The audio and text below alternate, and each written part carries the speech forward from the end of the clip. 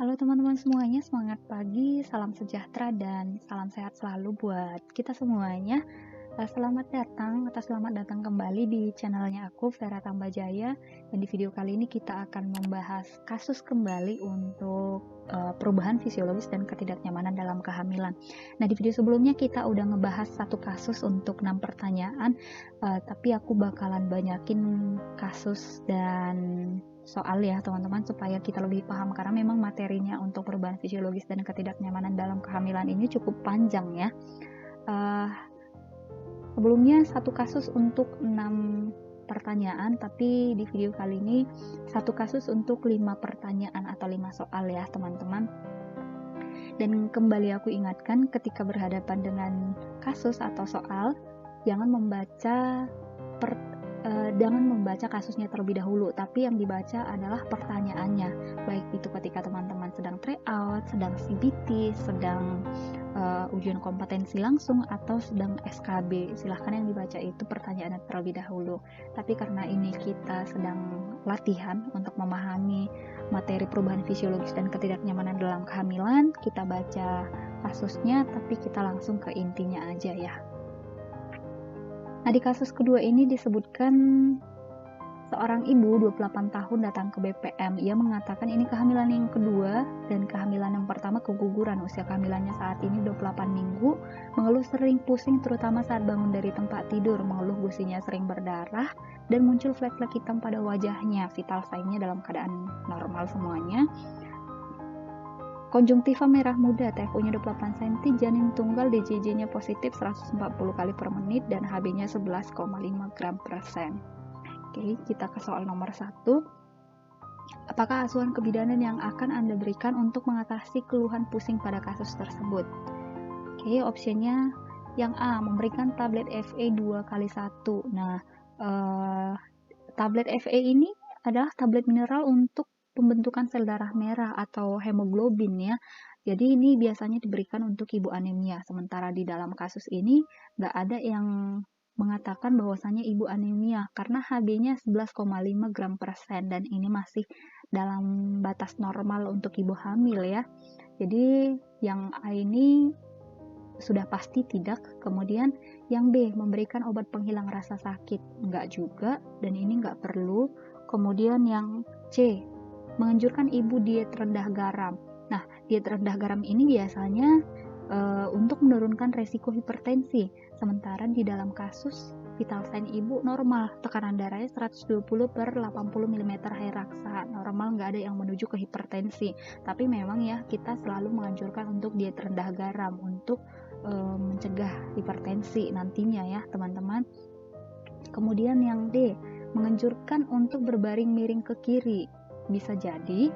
Kemudian yang E, menganjurkan untuk tidur terlentang. Nah, ini juga tidak. Jadi ketika si ibu tidur terlentang itu, beban seluruh tubuh ibu akan terkonsentrasi pada rahim, bisa mengakibatkan stillbirth nanti ya teman-teman. Jadi aliran darahnya terhambat ke plasenta dan ke si janinnya.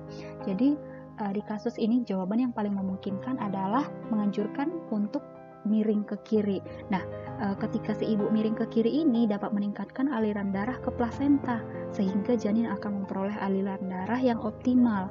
Selain itu, posisi ini juga dapat mencegah rahim menekan organ hati pada bagian kanan perut ibu.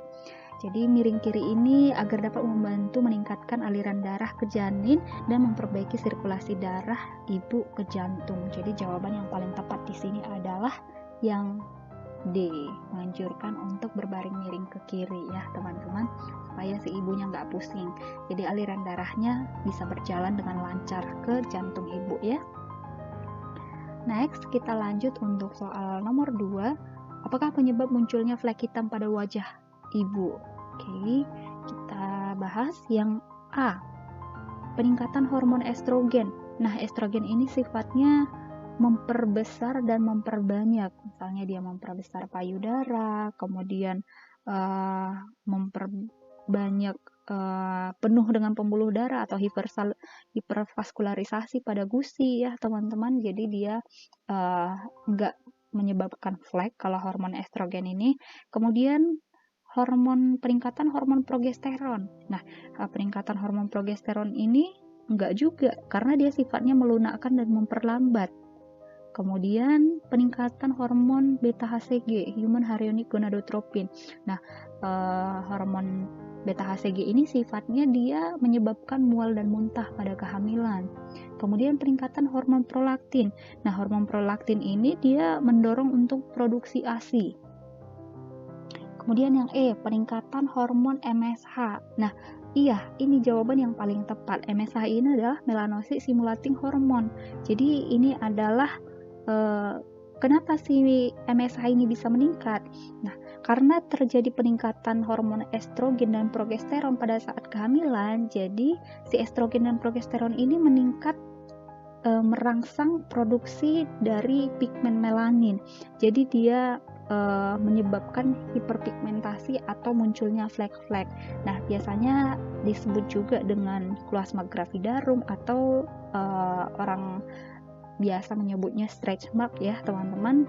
Kalau di luar dari kebidanan biasanya menyebutnya stretch mark.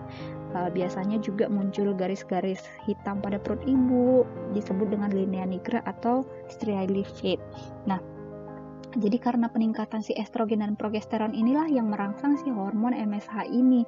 Jadi terjadilah produksi pigmen melanin. Nah, jadi inilah yang menimbulkan munculnya flek pada wajah ibu. Jadi jawaban yang paling tepat adalah E, meningkatnya hormon MSH.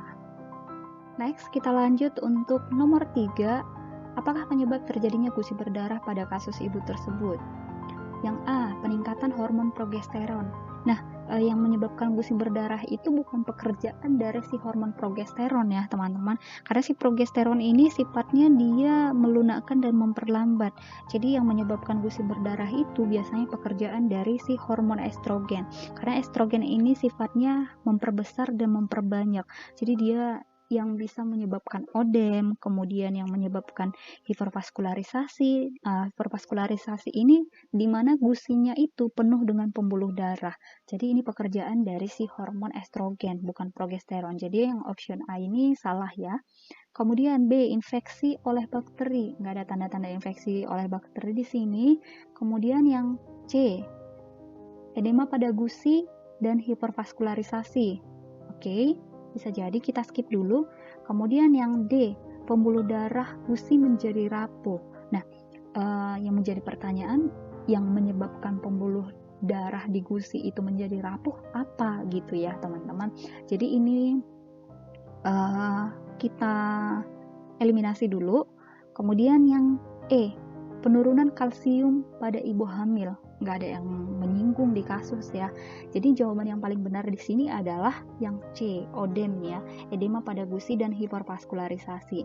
Nah, di mana tadi udah disebutkan ini pekerjaan dari si hormon estrogen, di mana dia sifatnya itu memperbesar dan memperbanyak. Jadi dia karena peningkatan hormon estrogen itu gusi ibu jadi bengkak dan terjadilah hipervaskularisasi. Terjadilah penuh dengan pembuluh darah pada gusi ibu, jadi menyebabkan gusinya berdarah, menyebabkan gusinya menjadi rapuh juga. Jadi jawabannya adalah yang C. Next, yang keempat, apakah asuhan yang bidan berikan untuk mengatasi keluhan gusi berdarah pada kasus tersebut? Oke, yang optionnya mengkonsumsi tablet Fe. Nah, tadi udah disebutin, tablet Fe ini untuk pembentukan sel darah merah atau hemoglobin. Nah, ini biasanya diberikan pada ibu yang anemia. Sementara yang di sini yang dipertanyakan adalah untuk gusi berdarah dan ibunya juga HB-nya dalam batas normal 11,5 gram per sen. Yang B, mengkonsumsi vitamin C. Belum tentu, nggak juga ya. Kemudian berkumur dengan air es. Nggak juga, karena ini bisa juga menyebabkan malah semakin nyeri, dan kalaupun dia bisa mengatasi, hanya mengatasi sementara ya. Kemudian yang D, berkumur dengan larutan antibiotik. Antibiotik ini nggak sembarang ya teman-teman, enggak. Kemudian yang E, berkumur dengan air hangat dan garam. Iya, jadi yang benar adalah berkumur dengan air hangat dan garam. Jadi ini 1 gelas air nanti dilarutkan dengan setengah sendok teh garam.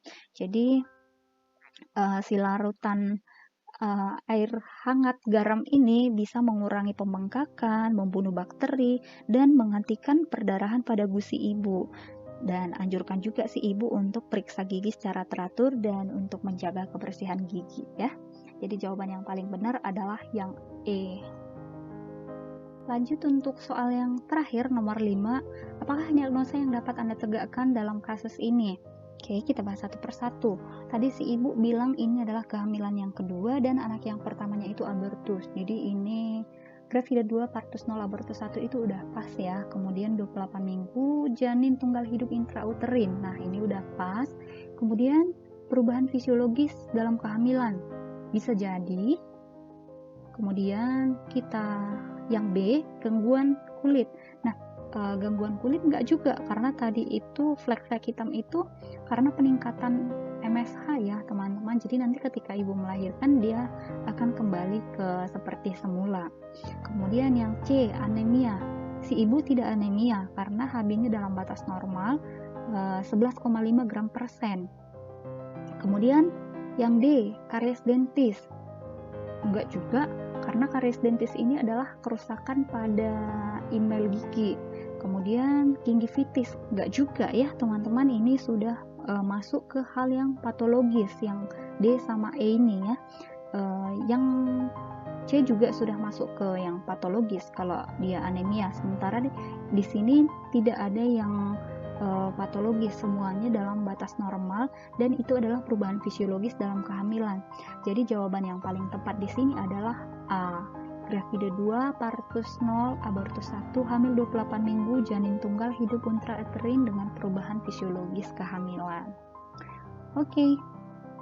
Nah, kalau teman-teman masih bingung atau ada pertanyaan, boleh tinggalkan pertanyaan di kolom komentar ya.